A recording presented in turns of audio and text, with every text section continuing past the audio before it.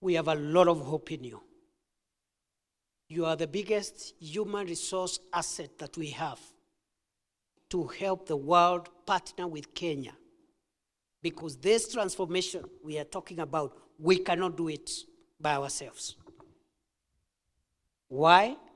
Because going into the future, we will of course have a role to play as a country. But more with the kind of resources we need, despite the strides we are making, we need investments, we need capital injection, not necessarily from donor money or money from other governments, but private sector investments. For example, the dream to the first world, initially we need 5 trillion.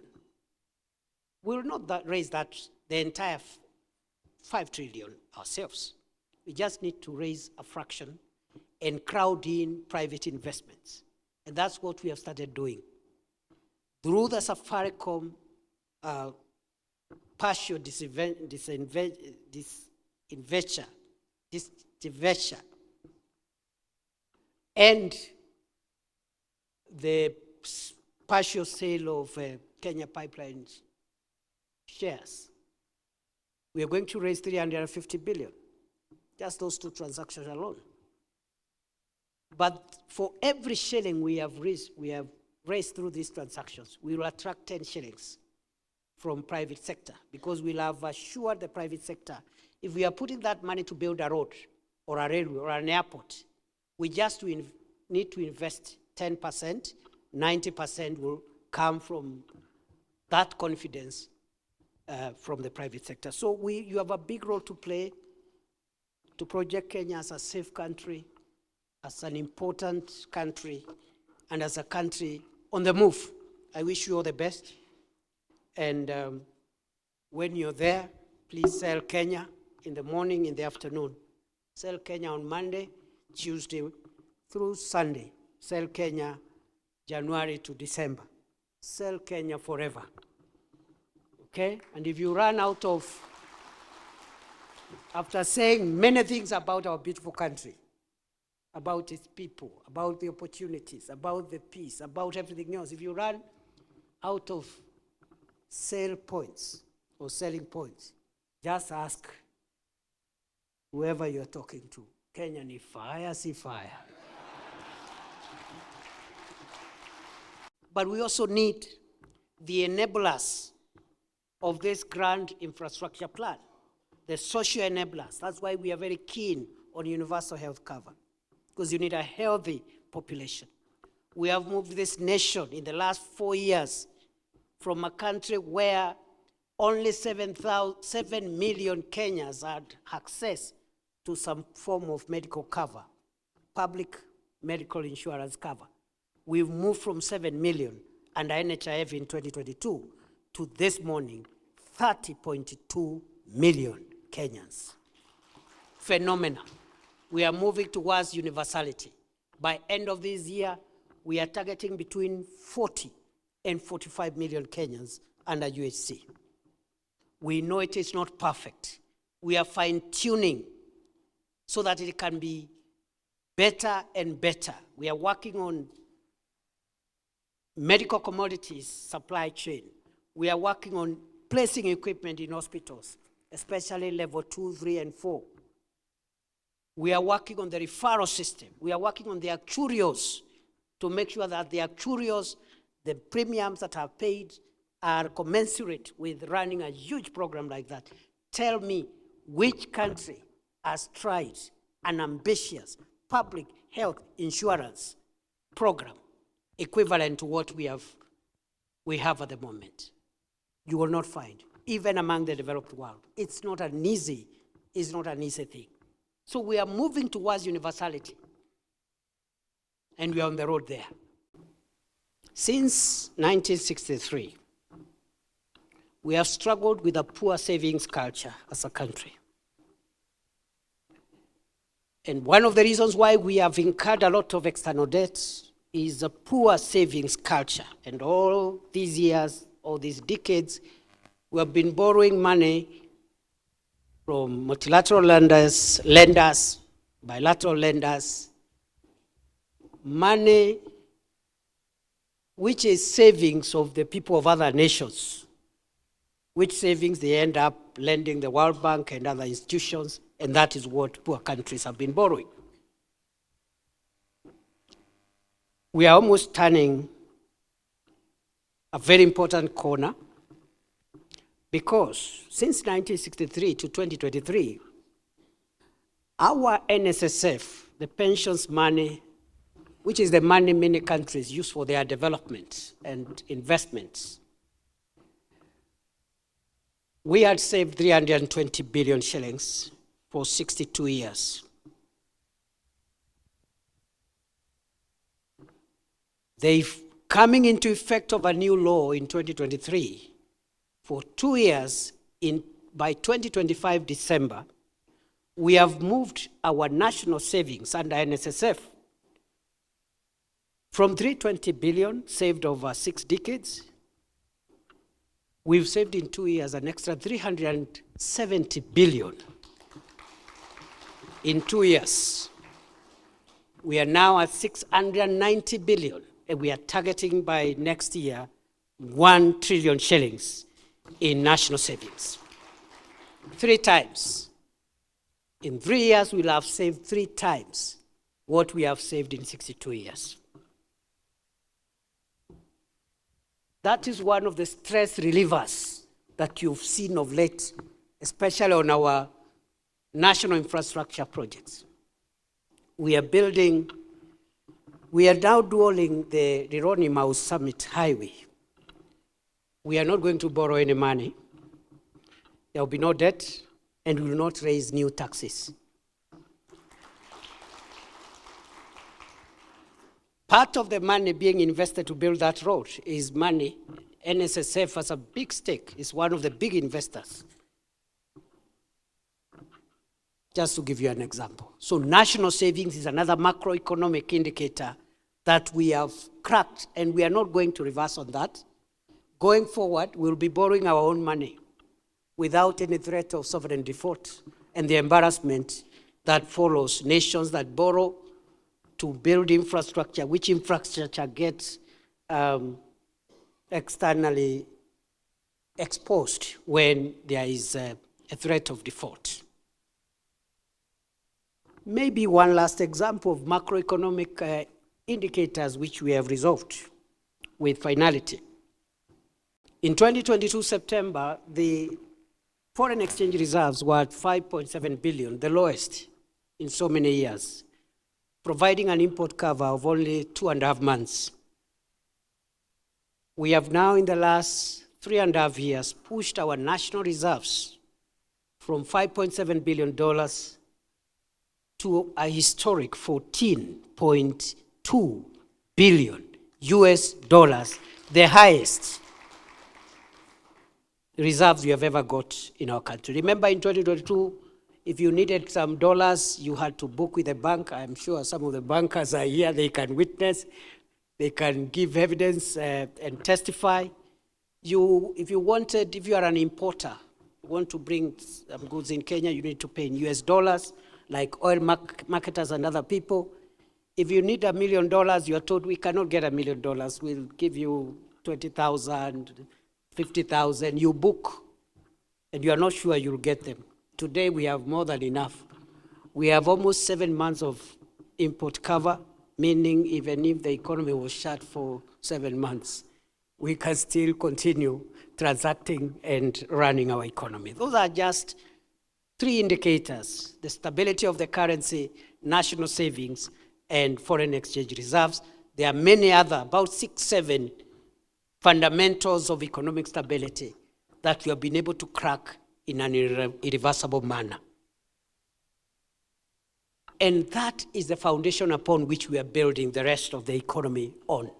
Because if the fundamentals, the macroeconomic fundamentals are not right, it doesn't matter what effort you make in the economic sectors. The house will come tumbling down. So I am happy that we have made that major breakthrough, and now we are pushing on building infrastructure. We are pushing on social enablers like reforming education and health, where we've made some good progress. The housing progress is underway. The job creation programs are underway, both under Kazi kwa Ground, Kazi Majuu, Kazi kwa Mtandao programs, and now soon Kazi Baharini, which we need to unlock quite a number of jobs in the blue economy sector, international job market. So we are on course. Just to give you just an example too, housing program alone, right now, we have 235 affordable housing sites, 500 market sites, and in 45 counties.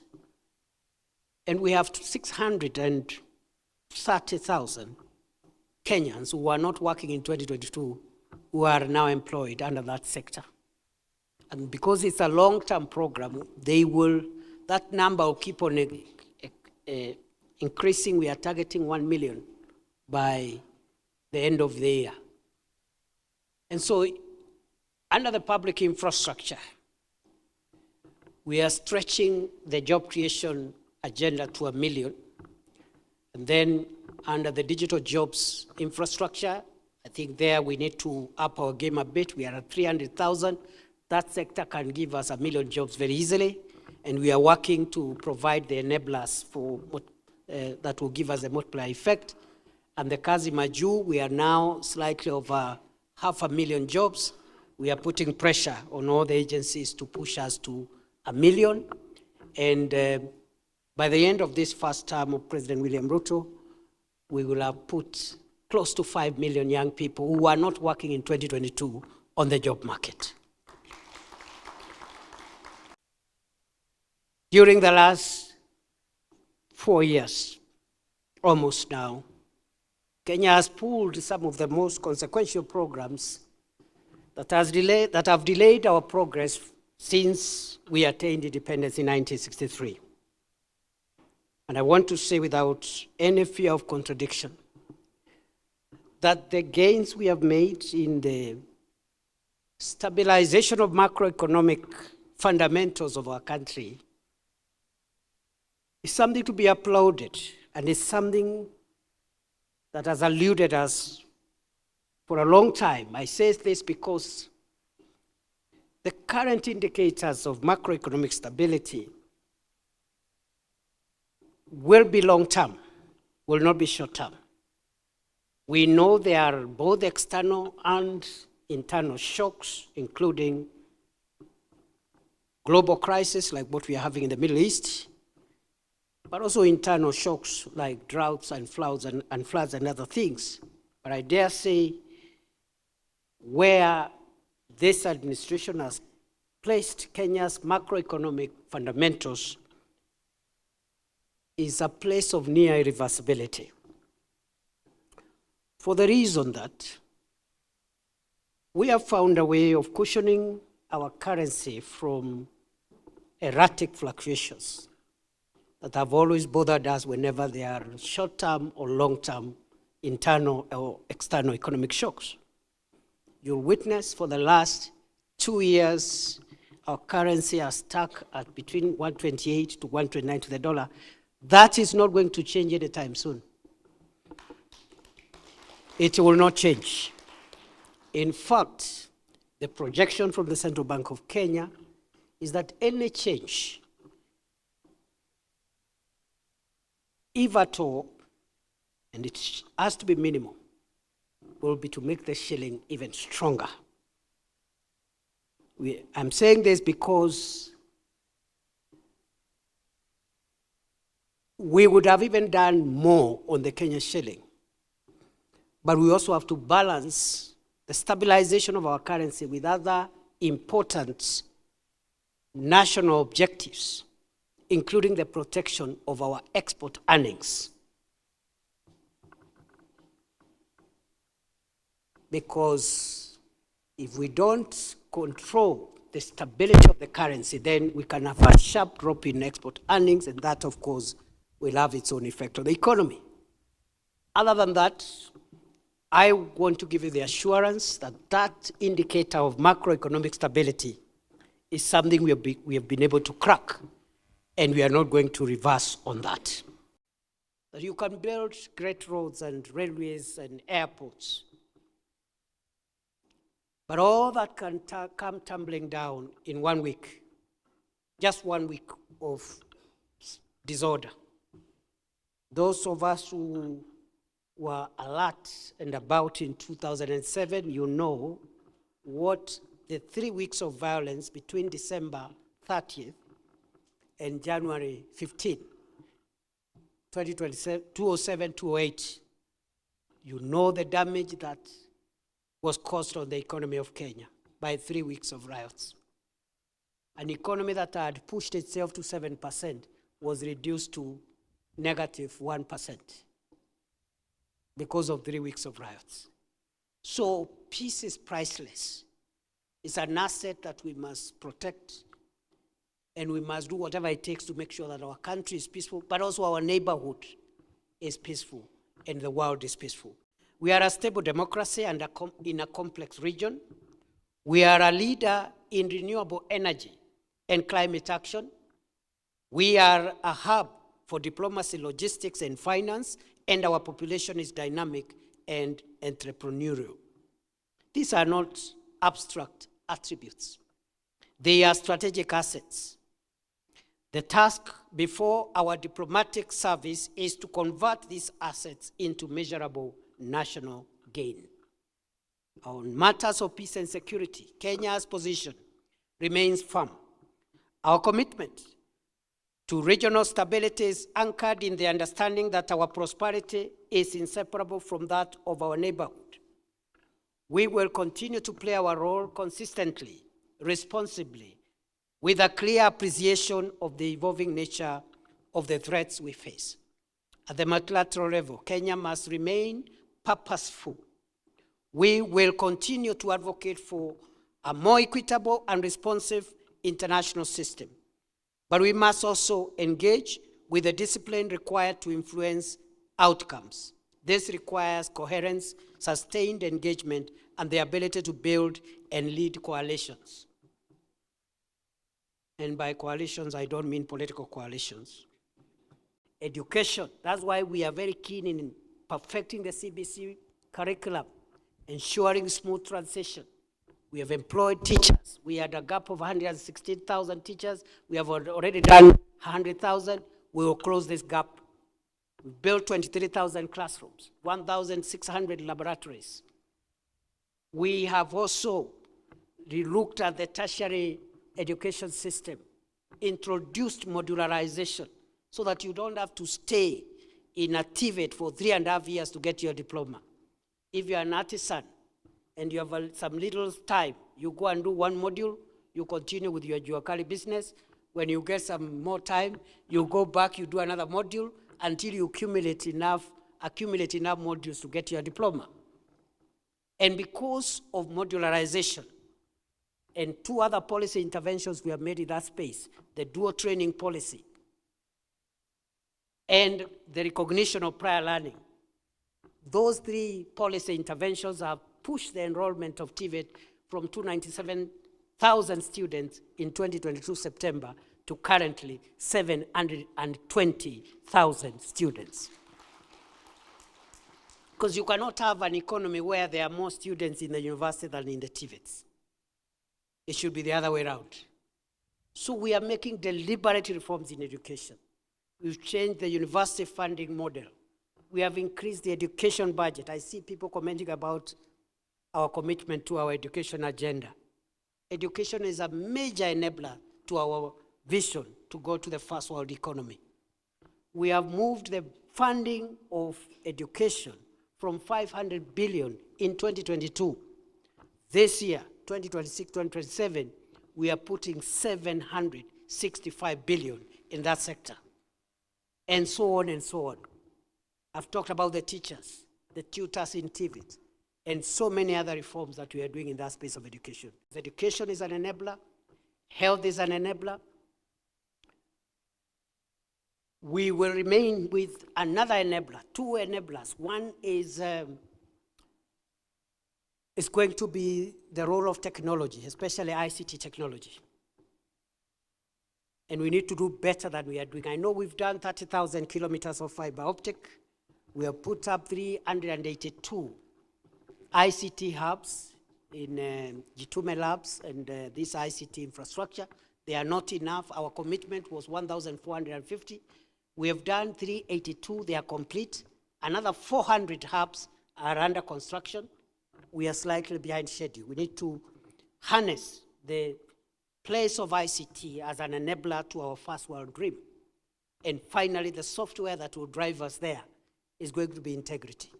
We must face corruption head-on, wastage of public money, theft, pilferage, misappropriation, wastage.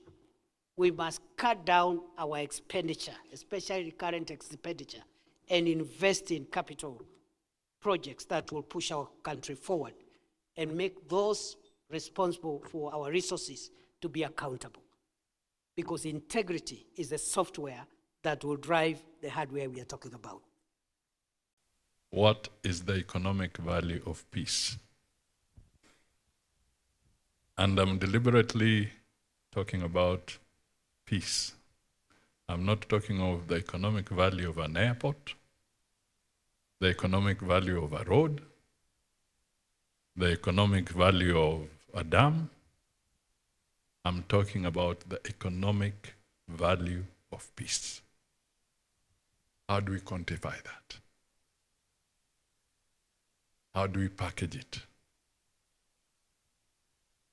Because if there's something that Kenya can pride itself in, is to hold out and hold this very strong asset called peace.